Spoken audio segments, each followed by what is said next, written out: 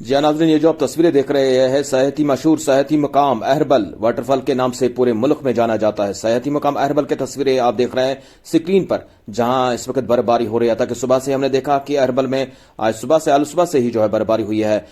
बाकी आप जो वीडियो इस वक्त देख रहे हैं ये अहरबल से ही है। बिल्कुल अहरबल के साथ साथ जो कुलगाम के मुख्तलिफ इलाके, चाहे वो वट्टू आसनूर या कुलगाम के जो ऊपरी इलाके है, वहां पर भी बर्फबारी इस वक्त जो है हो रही है। मजीद इस वीडियो में